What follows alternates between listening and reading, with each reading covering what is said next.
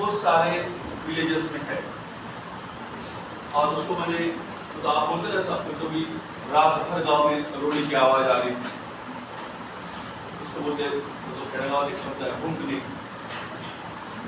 रात्रभर रडतात, दिवसा 2-2 दिवस रडतात, त्या कंडिशनला म्हणायचं इपिलेप्टिक क्राय। अपने पास वर्ड है उसके, इपिलेप्टिक क्राय, त्याला काही म्हणामध्ये वगैरे असं काही शब्दाचं नाव द्यायचं नाही, इपिलेप्टिक क्राय। आणि ते बघायला मिळते ग्रँड माल इपिलेप्सी, ग्रैंड माल इपिलेप्सी। बहुत ज्यादा एग्रेसिव हो जाते वो लोग, और इतना एग्रेसिव होते कि समझो उनके अंदर इतना डिस्चार्ज रहता। अभी बैठे बैठे है ना, तो यहाँ से वो अगर ओलंपिक जैसा है ना, हाई जंप भी लगा सकते हैं और लॉन्ग जंप भी लगा सकते हैं, इतनी पावर आ जाती है। तो लोग तो उनको कुछ बोलेंगे ना, थोड़ी है, इतने वायलेंट हो सकते। अगर उनको ऐसा रस्सी या ऐसा कुछ भी मिला समझो टांगने के लिए, तो उसके ऊपर जंप करके भी टांग सकते हो, इतना डिस्चार्ज पावरफुल। इसलिए बोलता है एक्टिंग, हाँ एक्शन पोटेंशियल आपके अंदर क्या है उसका यूज करना सीखो, उसको कब बढ़ाना कब कम करना ये आना चाहिए आपको। ये एक मेथड है, तो आपको लगेगा कि नहीं ऊपर वाले ने जो भी चीज अच्छी तरह से बना दी आदमी को। देखो क्या क्या हो रहा है इसके अंदर। Sudden loss of 100% start with the unconscious. जैसा अनकॉन्शियस हुआ, पहला फेज टोनिक रहेगा। टोनिक का मीनिंग मालूम, patient is rigid and fall to the ground, एकदम नीचे। बहुत बार देखे होंगे, एकदम रीड होकर नीचे गिर जाता है। ऐसा हाथ भी ऐसा समझो, आदमी कॉन्शियस रहा तो क्या करता मालूम है ना, अगर गिर रहा तो पहले हाथ टिका देगा, ये हाथ भी कुछ नहीं टिकाते, एकदम सडनली स्टिफ है बॉडी। हाँ, ये चाळ्याला कुठेही मार लागू शकतो त्यांना, ही इंजुरी कॉमन आहे त्यांच्यामध्ये। तुम्ही पहिला ऑब्झर्व करताना हेच बघायचं की पडताना तो कसा पडला, आणि त्याला बरोबर त्या पॉइंटला मार लागला असेल तर समजून घ्या की बॉडी स्टिफ होईल अँड टोनिक अँड ग्रँड माल।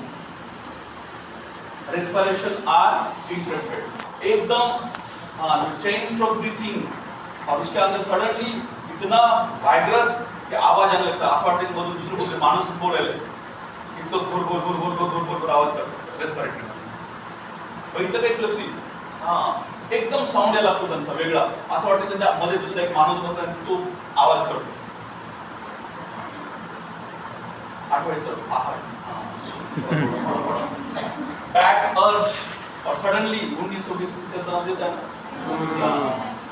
राइट, 1920 बैक अर्ज है ना, फक्त डोकं टेकतं आणि पाय टाकलेले असतात आणि पूर्ण बॅक अर्ज सारखे झालेले असतात, आणि नंतरच फुटबॉलाचं स्पीच करतो। That is tonic. पडल्या पडल्या अर्ज। ऑक्सिटोनस कशामध्ये आहे, कोणत्या मेडिसिनमध्ये? ऑक्सिटोनस कंडिशन। वाचलंय बा, लावून लावून आहे नक्सोमिका, नक्सोमिका पॉइजन मध्ये दिलेलं आहे ऑक्सिटोनस। बॅक स्टिफ, त्यांना सपोर्ट लागतो गादीचा वगैरे मधून, पण अक्षरशः पेशंट कर होतो। पण लहान मुलं रडताना सुद्धा ना बॅक उचलत असेल ना, नक्सोमिका देऊन टाकावं असतो।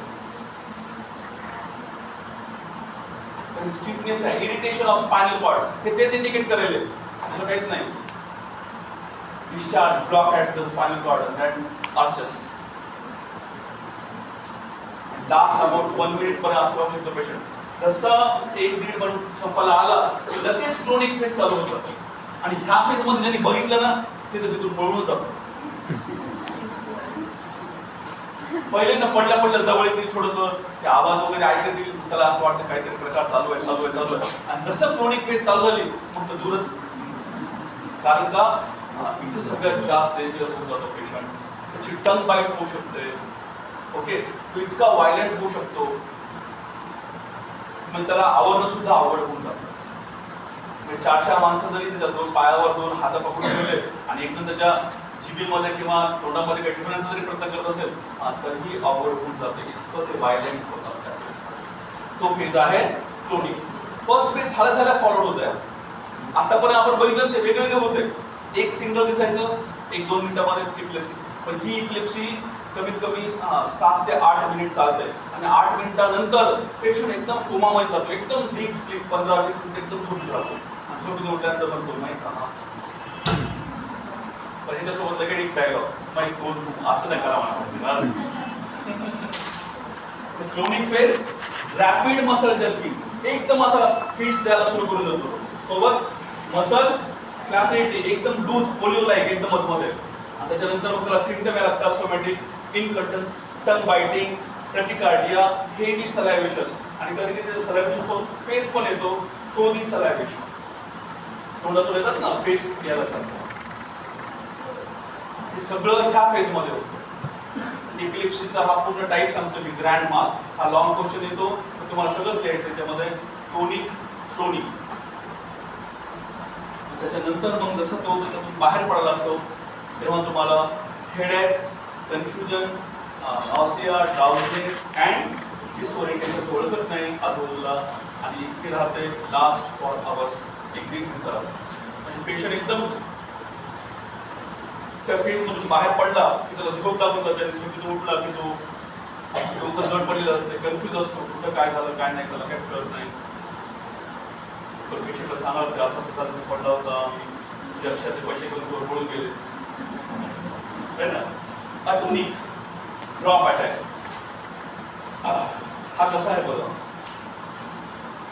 हा मॅक्झिमम म्हणजे सगळ्यामध्ये राहतो राहू शकतो पण स्मेल त्याला स्टिम्युलेट करते जास्त. आजपर्यंत जेवढे पण 1-2 पेशंट हिंगोलीमध्येच बघितले ते काय करतो की चालता चालता एकदम असं काहीतरी वाटतं की स्मेल आला एकदमच बॉडी बॅलन्स निघून जातो. हा फॅक्टर एवढा डेंजर फॅक्टर आहे की जो डायरेक्ट तुमच्यावर इम्पॅक्ट करून जातो. अटोनी ड्रॉप अटॅक पेशंट चहा पिता पिता पडू शकतो. पण इथं काय होतं की एक स्टिम्युलंट तुम्हाला करेक्ट कळणार जेवताना किंवा काही पाणी पिताना किंवा एखाद्या पर्टिक्युलर एरियामध्ये जाऊन आल्यानंतर तिथंच इपिलेप्सी येत असेल तर तुम्ही माइंडमध्ये एकच फॅक्टर पकडायचा स्टिम्युलेटिंग पहिलं smell without any tonic clonic convergence.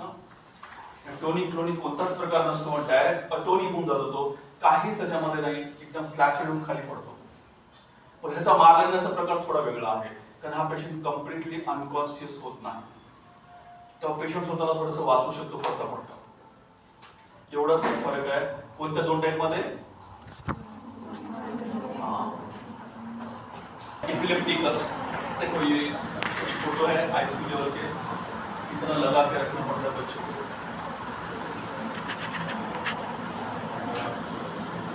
Continuous feeds रहते हैं